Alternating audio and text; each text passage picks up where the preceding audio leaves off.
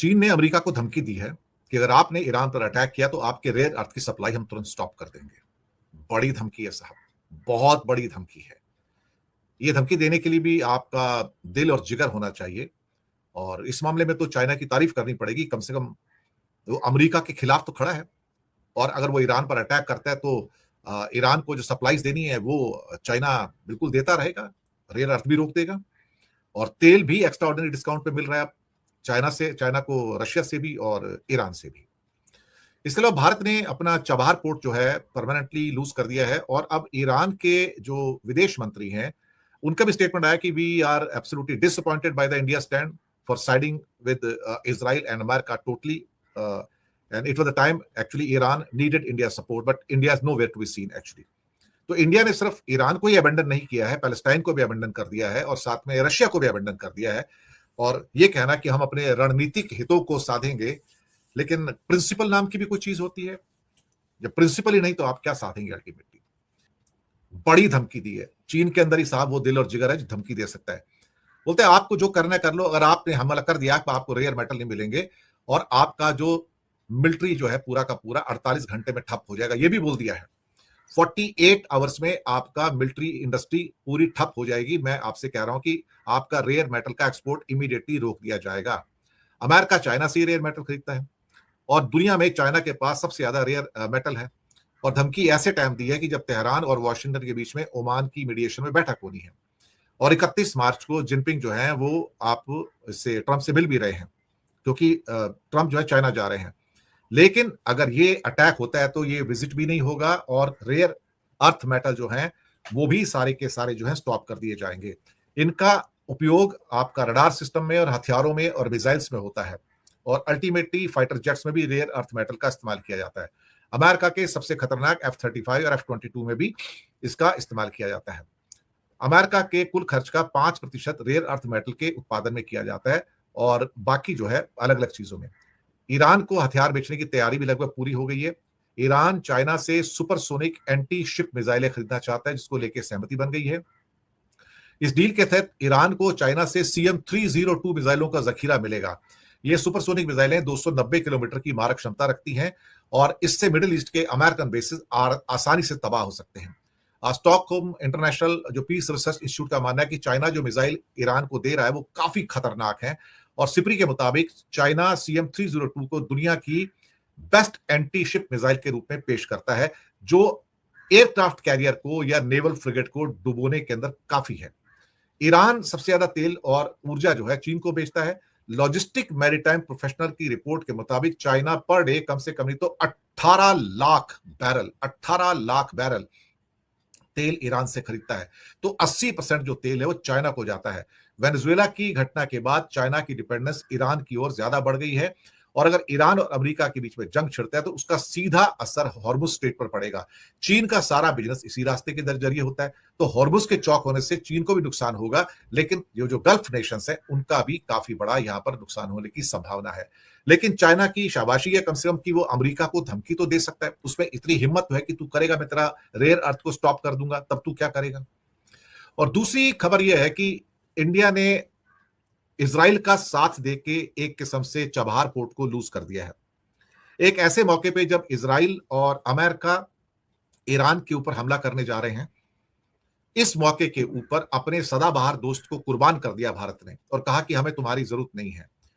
अब कमाल की बात यह है कि गवादर पोर्ट चाइना के पास है जो कि पाकिस्तान का है बलूचिस्तान के अंदर, और गवादर से 140 किलोमीटर की दूरी का जो चबाहार पोर्ट है यह भी चाइना के पास जा रहा है। मैं आपको बता रहा हूं क्योंकि भारत ने इस बजट में इसके लिए 1 रुपया भी नहीं रखा और ईरान के विदेश मंत्री का कहना है कि इंडिया तो पैसा ही नहीं लगाता उसके ऊपर, कुछ कर ही नहीं रहा है तो हम क्या करेंगे। तो ये बात बिल्कुल पक्की हो चुकी है कि मुसीबत के वक्त में ईरान के साथ कौन खड़ा है। मुसीबत के वक्त में भारत नहीं खड़ा है साहब, मुसीबत के वक्त में सिर्फ चाइना खड़ा है और जो मुसीबत के वक्त में आपके साथ खड़ा नजर आएगा आप उसके साथ 24 घंटे का बिजनेस करोगे। और तेल तो खरीद ही रहा है इस टाइम, जो 80% तेल जो है ईरान का चाइना खरीद रहा है, तो 18 लाख बैरल तो वो तो उसको सपोर्ट करेगा ही करेगा। और अब ईरान चाहेगा कि चीन ईरान में आके वहां पर सड़कें बनाए, रेलवे बनाए, पोर्ट का मैनेजमेंट संभाले, चबाहार पोर्ट भी ले ले और बाकी जो भी इन्वेस्टमेंट करना है करे, तेल भी खरीदता रहे और हमको नए नए हथियार भी दे। तो इन हालातों के अंदर भारतीय कूटनीति की, इंडिया की डिप्लोमेसी की कहा जाए तो एक बहुत बड़ी हार हुई है यहां पर। इंडिया उस मौके के ऊपर जबकि इजराइल और अमेरिका हमला करने जा रहे थे, जी हां, हमला करने जा रहे थे, उसी वक्त भारत इजराइल में जाके क्या कहते हैं कि नेतन्याहू की गोदी में बैठा हुआ था। मुझे लगता है कि मैसेज बड़ा लाउड एंड क्लियर है इस समय कि भारत ने पैलेस्टाइन को त्याग दिया है। अब भारत को पैलेस्टाइन से कुछ लेना देना नहीं है। और विदेश मंत्रालय जो अपनी दो लाइनों की टिप्पणी लाता है कि we believe in the two states, लेकिन असलियत यह है कि इस भारत में अगर आप इजराइल का झंडा लहराते हैं तो आपको पुलिस गिरफ्तार नहीं करेगी, और अगर आपने पैलेस्टाइन का झंडा लहरा दिया या उसका स्टिकर भी लगा लिया कहीं पर, तो आपको गिरफ्तार करके जेल में भेज दिया जाएगा, क्योंकि पैलेस्टाइन को इंडिया ने त्याग दिया है। मोदी ने फैसला कर लिया कि मुझे पैलेस्टाइन से कुछ लेना देना नहीं है, मुझे फिलिस्तीनियों के फ्यूचर से भी कुछ लेना देना नहीं है, मुझे सिर्फ इजराइल से लेना देना है। लेकिन इसका फल अल्टीमेटली आपको गल्फ में भुगतना पड़ेगा। ऐसी बात नहीं है, आप एक किस्म से जाकर एक बीज वहां पर बो रहे हो, तो आपको हाथ से जब ईरान जाएगा पूरा का पूरा, तो आपको भी भुगतना पड़ेगा। और ईरान के साथ गल्फ भी तो जा सकता है ना। अल्टीमेटली इजराइल के साथ पक्की दोस्ती करना गल्फ को भी तो अल्टीमेटली टॉलरेट नहीं होगा, ये बात सबको पता है। तो ठीक है, अगर आपने नफरत के बीज बोए हैं तो भुगतने के लिए तैयार रहिएगा मोदी जी, लेकिन सफर कौन करेगा? हम 140 करोड़। और मोदी को खुशी हुई एक हत्यारे के साथ खड़ा होके कि हत्यारे के देश में उसको एक नेकलेस मिलता है पहनने के लिए, एक गले में कुछ मेडल मिलता है। किस बात का मेडल? आप हत्यारों से, आतंकवादियों से मेडल ले रहे हैं। वो हत्यारा और आतंकवादी जिसने जेनोसाइड किया, नरसंहार किया, जिसको दुनिया के आधे देश अपने देश में आने से बैन कर चुके हैं। इसराइल की फ्लाइटें उनके यहाँ नहीं जा सकती हैं, और हम उसके प्रति वफादार हैं। नया भारत है ये, जो हत्यारों और तालिबान जैसे आतंकवादियों के साथ संबंध बढ़ाकर रणनीति के नाम पर बहुत कंफर्टेबल महसूस कर रहा है। चाइना अब बहुत सारा डिस्काउंट पे ऑयल ले रहा है, मैक्सिमम डिस्काउंट पे ईरान से और रशिया से, और बेधड़क होकर ले रहा है। उसे अमेरिका का डर नहीं है भाई कि अल्टीमेटली क्या हो रहा है यहाँ पर। और इंडिया तो डर के खैर पहले बंद कर चुका है, लेकिन साहब सच बात तो यह है कि यहाँ पर चीन ने जो खेल किया है, भारत तो पीछे हट गया, लेकिन रूस और ईरान से डिस्काउंट से तेल को भर रहा है वहां पर। अल जजीरा लिखता है कि इजराइल पर जेनोसाइड के गंभीर आरोपों के बावजूद भारत ने इजराइल के साथ अपनी मैत्री यानी कि मित्रता दिखाई है, और इजराइल का जो विनाशकारी युद्ध है उसका बचाव करते कहा कि भारत इजराइल के साथ खड़ा है, यानी कि नेतन्याहू जैसे हत्यारे के साथ खड़ा है। ये कमाल की बात है। अल खलीज ने भी कहा है कि अल्टीमेटली खलीज टाइम्स जो है उसका भी यही कहना है कि भारत अब इजराइल के साथ मजबूती के साथ खड़ा है, और हम आपका जो 7 अक्टूबर का दुख महसूस करते हैं, लेकिन मोदी ने उस दुख को महसूस नहीं किया जो 80,000 मासूम लोगों की जानों में परिवर्तित हुआ, और जहां नेतन्याहू ने एक हत्यारे की तरह उनकी हत्या की। एक और मीडिया आउटलेट है गल्फ न्यूज, वो कहते हैं कि भारत और इजराइल के संबंध गहरे हैं। उनकी विदेश नीति के अंदर जो एक शिफ्ट हुआ है, पैराडाइम शिफ्ट है, अब वो इस बात को दिखा रहा है कि भारत का पैलेस्टाइन के साथ अब कोई रिश्ता नहीं रह गया है। न्यू अरब जो कि लंदन बेस्ड पेपर है लिखते हैं कि मोदी एक कट्टरवादी हिंदू राष्ट्रवादी नेता है। वो दुनिया के उन नेताओं में है जिन्होंने 7 अक्टूबर के बाद सबसे पहले इजराइल के साथ एकजुटता दिखाई थी।